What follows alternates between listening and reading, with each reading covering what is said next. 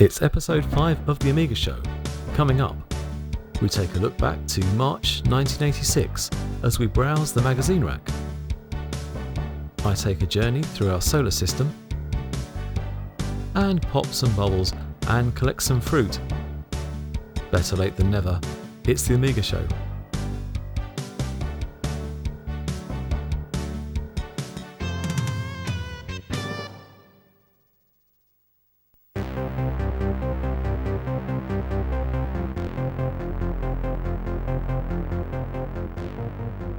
It's March 1986.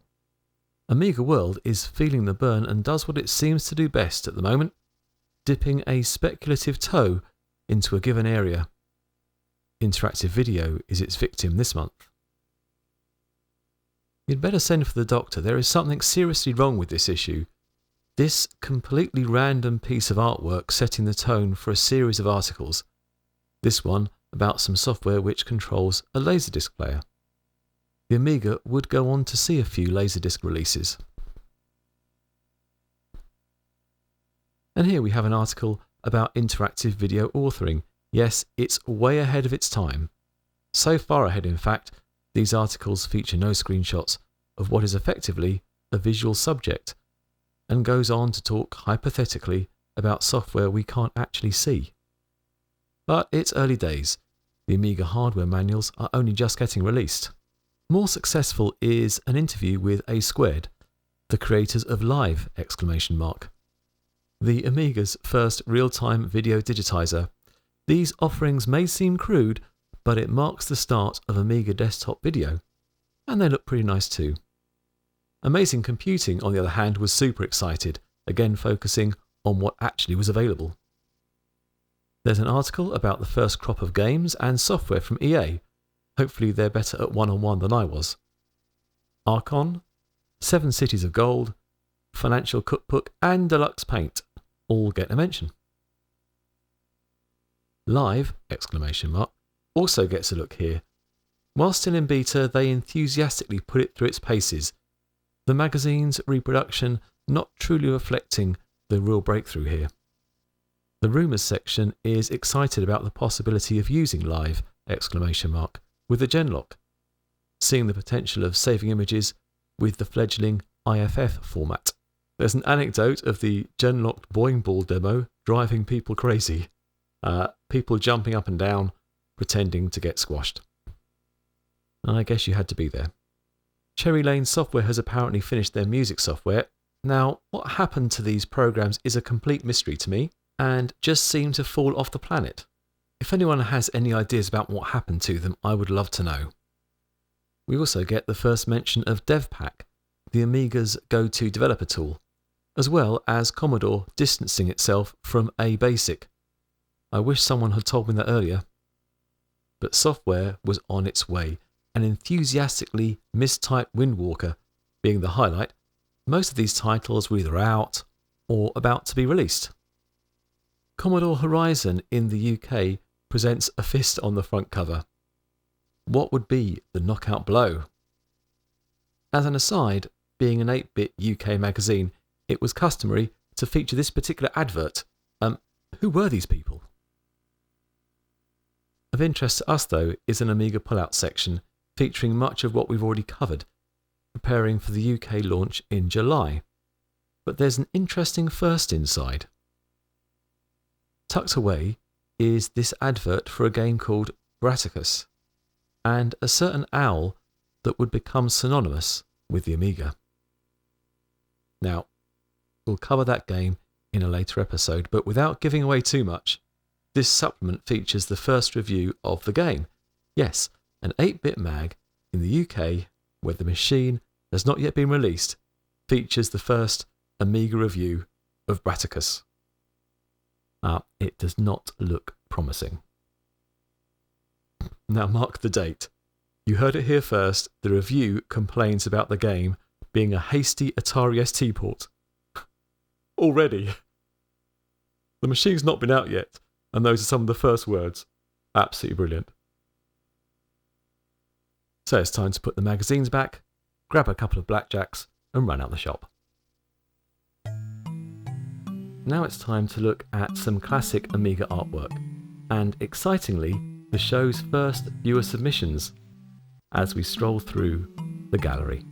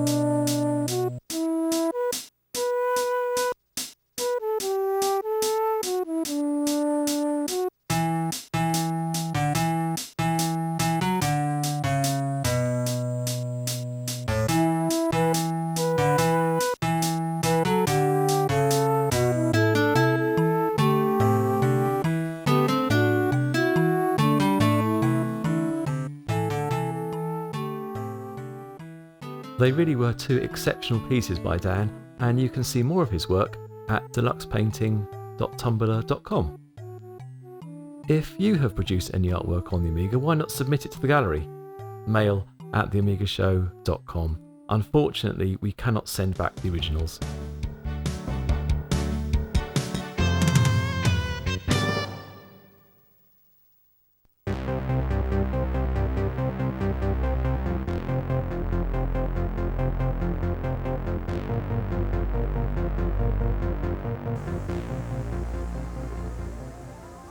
It streaks across the heavens once every 76 years. It's been a wonder, a terror, a mystery. It's Halley's Comet, and it's here. Everything is being dominated by Halley's Comet, which is now approaching the Sun and the Earth. It's still very faint, and it's over 400 million miles away, but it is coming in toward the Sun and is causing a tremendous amount of interest. In March of 1986, we were getting ready to welcome a famous visitor. And this time, a probe was being sent to greet our guest. So these are mementos of creation, pieces left over from the origin of the solar system, pristine primordial matter, and it would be extraordinary to get a close-up look at this stuff from which we formed. There was a real sense of excitement about getting to know this celestial traveller a bit better. For some, armed with an 8 or 16-bit computer, were able to make Halley's Comet their home with an educational title and competition run by Mindscape to award the most skilled of solar travellers.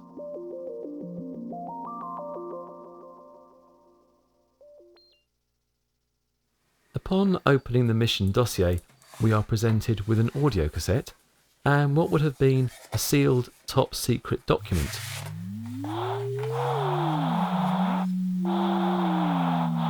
Coded transmission from planet follows. Classified code red. Tuned to secure frequency alpha. Bravo. Niner. Charlie. 777/7. Delta Niner. Planet headquarters to Star Pilot. Regarding the Halley project. Congratulations. You have been chosen from the best pilots in the solar system to compete for a spot on the Halley project team. The challenge?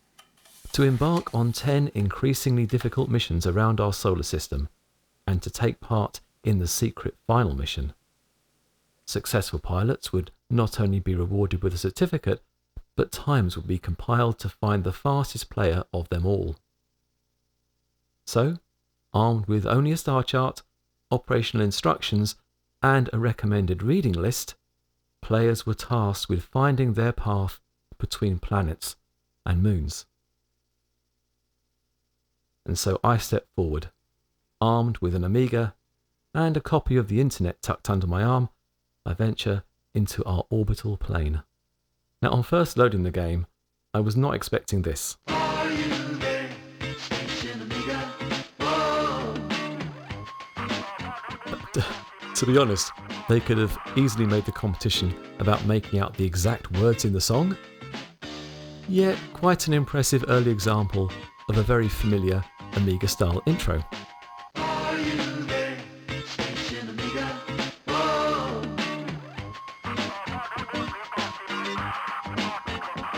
So here we are, our invitation by Planet to the Halley project. After entering our name, we select our first mission, to find Earth. We start, as we do for every mission, blasting away from the Comet, our home for the game. It's worth getting familiar with the controls, the direction indicator at the bottom showing the way we are travelling in, as opposed to the direction we're pointing, a very important distinction. To make this simple though, we are able to come to a complete stop almost immediately with what is effectively a hyperspace handbrake. We can then turn, pick our direction, and move forward. Note how the time stops when we stop travelling. It's an important factor in setting a good time. We go past our sun and the constellation that corresponds to our chart.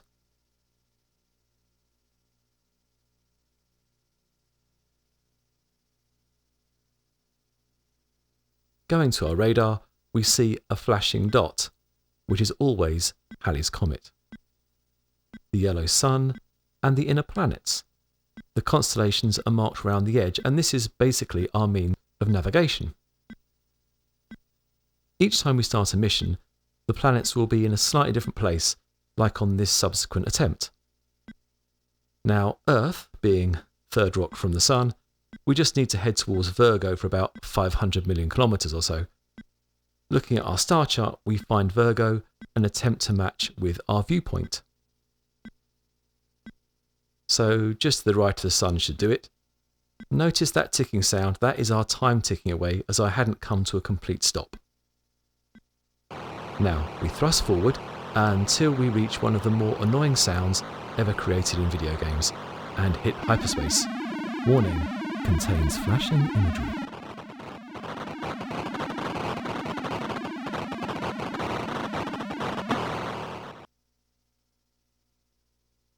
Silence. As we check our radar and make a few corrections, we make our way to Earth. The moon just disappearing off to the left, and just a quick check the handbrake works. As we head towards a planet or moon, we should hear a landing tone within 70,000 kilometres. This should have been my first clue as to what was about to happen. Gently correcting my thrusters to get a good path, I ignored the fact that I was hurtling towards the Earth at great speed. The music started and I was expected to be welcomed home with open arms. I'd made it, after all. It's me. I'm home. Oh, bugger. Anyway, on a second attempt, I found the landing beacon and was able to automatically land by pressing A. And so to head back home to the Comet, but not before a quick look out of the window. And pressing B for blast off.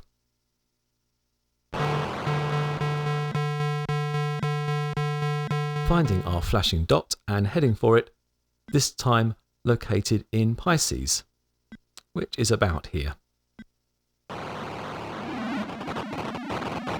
Within 30 or 40 million kilometres, many objects appear in view. Now here I took a little too much care getting to the Comet, and my finishing time reflected my approach.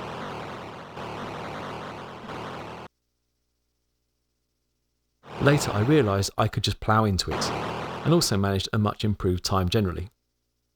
And so it's off to a new mission, this time a planet without a moon.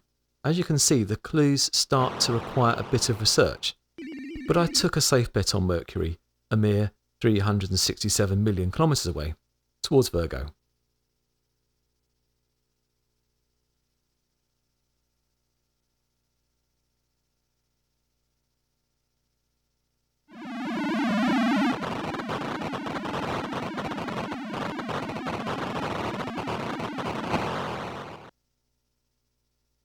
Again, we need to do a little correction and head towards Taurus.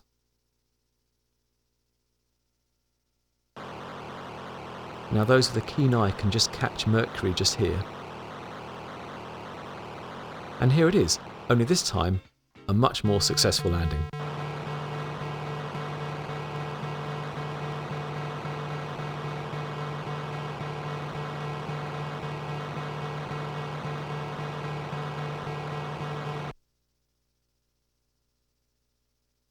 After being rewarded with another view, you've guessed it, it's back to the Comet. Now, as we move on, the missions start to get longer and longer, and increasing in difficulty. A moon with an atmosphere, you say? I opted for one of Saturn's moons, Titan ideally. Now, for this, we have to travel quite a bit further out, and the game really does give you an excellent sense of scale. So we have to find the constellation of Cancer, the greatest of all the zodiac signs, surely. Now, I make no apologies for showing this in full. The jumps take longer, a lot longer. But you start to appreciate the distances travelled. The greater the distance, the greater the margin of error can be to our journey. I have actually been completely lost on occasion. It will not surprise you to know. 300 million kilometres now feels like a walk in the park.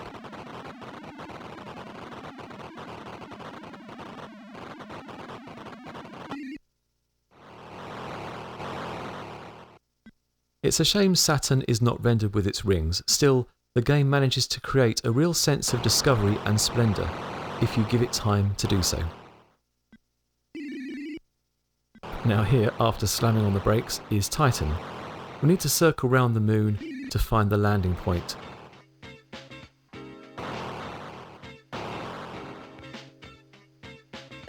And there it is on the shadowed side. Pressing A quickly, we land.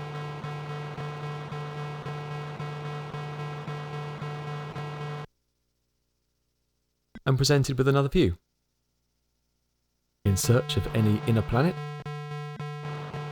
I took the easy way out and went back to Mercury before being directed home.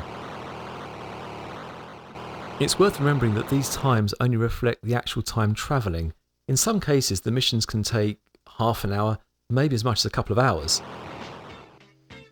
The missions went on, taking me to Jupiter, Ganymede, before finding Charon, with a view of Pluto, a time before its declassification as a planet. And so we venture on. This edutainment title takes you on a journey of your own discovered knowledge within a simulation of our orbital plane. It's very impressive, particularly for a title that just sits in 256k of RAM. It's here, though, where I came a little unstuck. If there was a way to save progress in WHD load, I could not find it. Having left the Amiga on for a couple of days, this is as far as I got. Still, it's hard to begrudge an experience that teaches a little as you play along, and actually can impress with simple representations of our solar system. I wonder in 2061, when the Comet returns, if someone will play this game again. More importantly, I wonder what the Comet will see on its return. That really will be down to us.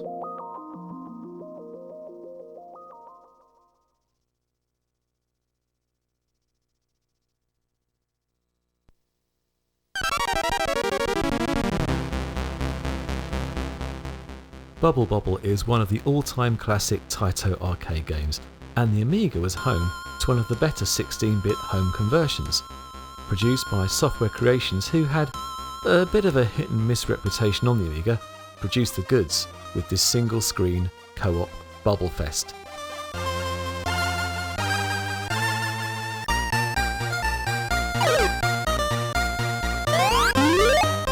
Now, you would be forgiven for thinking this was as good as it was going to get. And then last year, 2020, this little beauty arrives on the scene. Tiny Bobble, coded by the talented Pink Abyss, is as close to a home conversion of an arcade game as you could wish for our OCS ECS machines. All rendered at 50 frames a second, this game feels much closer to the PlayStation 1 version, which in itself felt arcade perfect. Definitely a worthy winner of the EAB Game of 2020, although all the entries look terrific. You play in either 1 or 2 player mode as you guide the transformed Bub or Bob on a quest to rescue your girlfriends. Make bubbles to trap enemies, pop them, collect fruit, cake, beer. It's all here, from the jaunty tune to superbly reworked arcade sprites.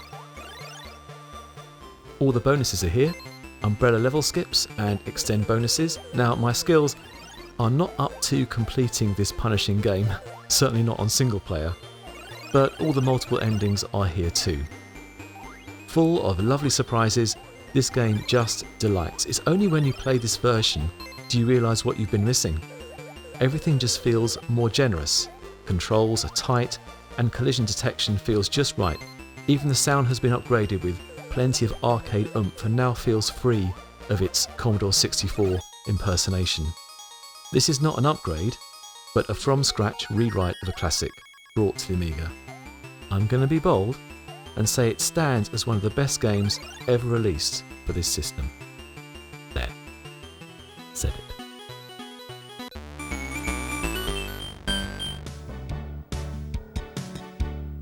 And that's it for this month.